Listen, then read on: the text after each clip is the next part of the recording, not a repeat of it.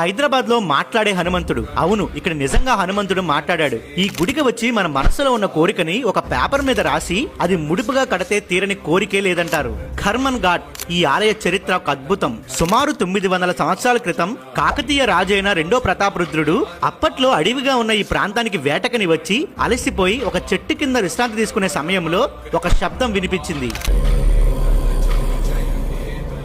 ఈ శబ్దం విని ఎక్కడి నుంచి వచ్చిందా అని చూడగానే హనుమంతుడి రూపంలో ఉన్న ఒక రాయిలోంచి ఈ శబ్దం వినిపిస్తుంది. ఆ రాత్రి అక్కడే విశ్రాంతి తీసుకున్న సమయంలో సాక్షాత్ హనుమంతుడు కల్లోకి వచ్చి నాకు ఇక్కడ ఆలయం కట్టాల్సిందిగా ఆదేశిస్తాడు. ఇక్కడ హనుమంతుడు ఉన్నాడని చెప్పడానికి సాక్ష్యం ఏంటంటే, మీరు ఈ మధ్యన చూసిన చావా సినిమాలో సంభాజీ మహారాజుని దొంగ దెబ్బ తీసిన ఔరంగజేబ్ అప్పట్లో ఈ ఆలయాన్ని కోల్చడానికి తన సైన్యాన్ని పంపిస్తే ఒక అంగుళం కూడా ఈ ఆలయంలో ధ్వంసం చేయలేకపోయారు.